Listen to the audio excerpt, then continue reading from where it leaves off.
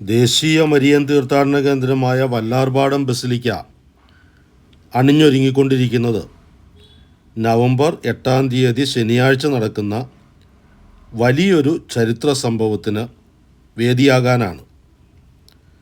അന്നാണ് വരാപ്പുഴയുടെ പുണ്യമായ Dhanya mother ഏലീശ്വായെ Leo 14 പാപ്പയുടെ കൽപ്പന പ്രകാരം മലേഷ്യയിലെ പെനാങ് രൂപതാധ്യക്ഷനും പരിശുദ്ധ പിതാവിൻ്റെ പ്രതിനിധിയുമായ അത്യുന്നത കർദിനാൾ ഡോക്ടർ സെബാസ്റ്റ്യൻ ഫ്രാൻസിസ് ഇവിടെ വച്ച് വാഴ്ത്തപ്പെട്ടവരുടെ ഗണത്തിലേക്ക് ഉയർത്തുന്നത്. സഭയുമായി ബന്ധപ്പെട്ട പല ചരിത്ര സംഭവങ്ങൾക്കും സാക്ഷ്യം വഹിച്ചിട്ടുള്ള ഒരിടമാണ് ഈ national shrine basilica of Vallarpadam. ഏതാണ്ട് ഒരു മാസം മുമ്പ് തൊട്ട് തുടങ്ങിയ ഒരുക്കം അതിൻ്റെ സമാപനത്തിലേക്ക് എത്തിയിരിക്കുന്നു. ഇനി ആ മഹാ ഉത്സവ ചടങ്ങിന് ഏതാനും ദിവസങ്ങൾ കൂടിയാണ് അവശേഷിക്കുന്നത്. ഇത് ബസിലിക്കയുടെ മുമ്പിലുള്ള വലിയ പന്തലാണ്. ഒരു 14,000 പേരെയെങ്കിലും ഉൾക്കൊള്ളാനാവുന്ന വിധത്തിലാണ് ഇവിടെ കാര്യങ്ങൾ ക്രമീകരിച്ചിരിക്കുന്നത്. ഒരു 50-60 ബിഷപ്പുമാരടക്കം ഈ വലിയ ചടങ്ങിന് കാർമ്മികത്വം വഹിക്കാനുണ്ടാകും എന്നാണ് പ്രതീക്ഷിക്കുന്നത്. മദർ ഏലീശാമ്മയുമായി ബന്ധപ്പെട്ട് 3-4 സ്ഥലങ്ങളാണ് കാണാനുള്ളത്. ഇത് ബസിലിക്കയുടെ വല്ലാർപാടം ബസിലിക്കയുടെ ഉൾവശമാണ്. ഇനി കുരിശിങ്കൽ പള്ളി,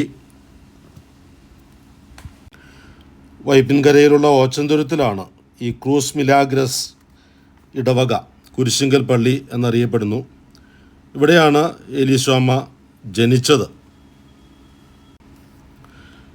1831 ഒക്ടോബർ 15 വൈപ്പിശ്ശേരി കുടുംബത്തിൽ തൊമ്മൻ താണ്ട ദമ്പതികളുടെ 8 മക്കളിൽ മൂത്തവളായിട്ടാണ് ഏലീശാമ്മ ജനിച്ചത്. അവളുടെ ബാല്യം 16 വയസ്സ് വരെ ഈ ഇടവകയിൽ തന്നെയാണ് ചിലവഴിച്ചത്. 1573 മുതലുള്ള ചരിത്രം ഈ ദേവാലയത്തിനുണ്ട്.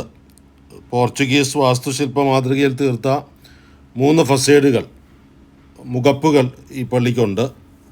അതിൽ ഫ്രണ്ടിലുള്ളതാണ് ഈ കാണുന്നത്. വിശാലമായ ആ ഒരു കായലിന് അഭിമുഖമായി നിൽക്കുന്നു. ഇതിനോട് ചേർന്ന് തന്നെ സെമിത്തേരിയോട് ചേർന്ന് ഏലീശാമ്മയുടെ ഓർമ്മ നിലനിർത്താൻ ഉതകുന്ന സ്മാരക ഫലകങ്ങളും മറ്റും തീർത്തിട്ടുണ്ട്. വളരെ പ്രാചീനമായ പാരമ്പര്യം പേറുന്ന വരാപ്പുഴ അതിരൂപതയിലെ ഒരു ദേവാലയമാണ് ഈ ഓച്ചന്തുരുത്ത് കുരിശിങ്കൽ ഇടവകപ്പള്ളി. ഏലീശാമ്മയുടെ ജീവചരിത്രം രേഖപ്പെടുത്തിയിരിക്കുന്നതാണ്. ഏലീശാമ്മയുടെ ഒരു രൂപമാണ് ഇത്. കുരിശിങ്കൽ പള്ളിയുടെ ഉൾവശം. ഏലീശാമ്മയുടെ മകളെ ഇവിടെയാണ് മാമോദീസ മുക്കിയത്. ഇവിടെ നിന്ന് പോകാനുള്ളത് കൂനമ്മാവിലേക്കാണ്. Koonammavu saint Philomena's church. Eliswamma ആ ഇടവകയുടെ മരുമകളായിരുന്നു. 1847 കൂനമ്മാവ് ഇടവകയിലെ വാഗയിൽ കുടുംബത്തിൽപ്പെട്ട വത്തരുവുമായി ഏലീശാമ്മ വിവാഹബന്ധത്തിൽ ഏർപ്പെട്ടു. ഇത് കൂനമ്മാവിലെ വാഗയിൽ കുടുംബത്തിൻ്റെ ചേർന്നുള്ള ഒരു തളമാണ്. അവിടെയാണ് ഏലീശാമ്മ 10 കൊല്ലം പ്രാർത്ഥനയിൽ ചെലവഴിച്ചത്. 1850 ഏപ്രിൽ 21 ഏലീശാമ്മയ്ക്ക് ഒരു പെൺകുഞ്ഞ് പിറന്നു. അന്ന എന്ന് അവൾക്ക് നാമകരണം ചെയ്തു. 1851 ഏലീശാമ്മ വിധവയായി.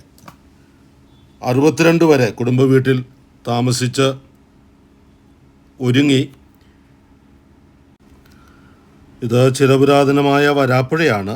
വരാപ്പുഴയിലേക്ക് ഏലീശാമ്മ വരുന്നത് ഒരു സന്യാസിനി എന്ന നിലയിലാണ്. 1866 ഫെബ്രുവരി 12 കർമ്മലീത്ത നിഷ്പാദുക 3-ാം സഭയായ TOCDയുടെ സ്ഥാപക ഡിഗ്രി ഡോക്യുമെൻറ്റും ഇറാക്സിയോണിസ് വരാപ്പുഴ വികാരി അപ്പോസ്തലേറ്റായിരുന്ന ആർച്ച് ബിഷപ്പ് ബെർണദിൻ ബെച്ചിനെല്ലി ഒപ്പുവെച്ചു.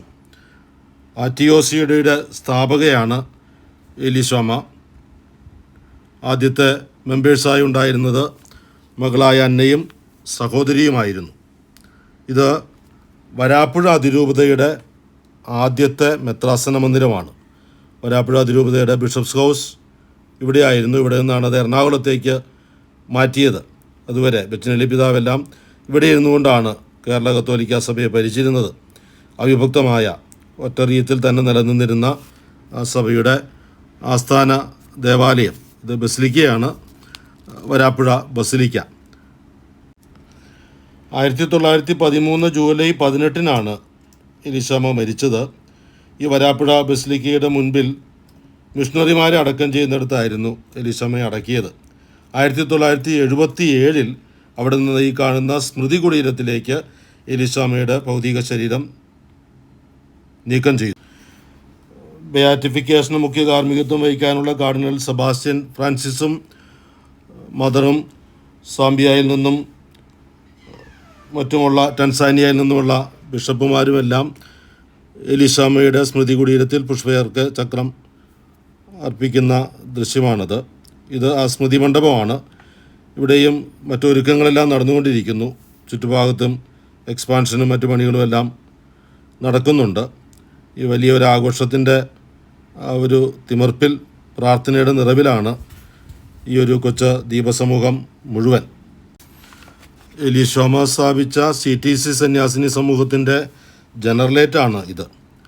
പരിശുദ്ധ ഫ്രാൻസിസ് പാപ്പായുടെ ഭൗതിക ശരീരത്തിൽ ഇന്ത്യൻ പ്രതിനിധി സംഘം ഇന്ത്യൻ പ്രസിഡൻറ്റിൻ്റെ നേതൃത്വത്തിൽ ആദരാഞ്ജലികൾ അർപ്പിക്കുമ്പോൾ അവിടെ CBCI പ്രസിഡൻറ്റിനോടും ഒക്കെ ഒപ്പം എലീശാമ്മയുടെ ഇന്നത്തെ പിൻഗാമിയായ മദർ ഷഹീലാമ്മയുടെ സാന്നിധ്യം ആ ഒരു ഫോട്ടോ കൂടി ഇതിനകത്ത് ഉൾപ്പെടുത്തിയിട്ടുണ്ട്.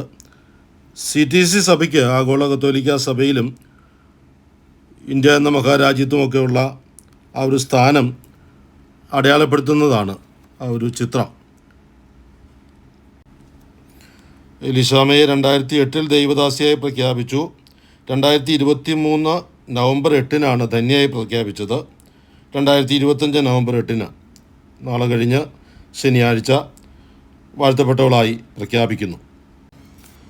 ലോകം മുഴുവൻ 78 രൂപതകളിലായി 223 കോൺവെൻറ്റുകൾ, 11 പ്രൊവിൻസുകളിലായി 1500-ലധികം റവറൻഡ് സിസ്റ്റേഴ്സ്.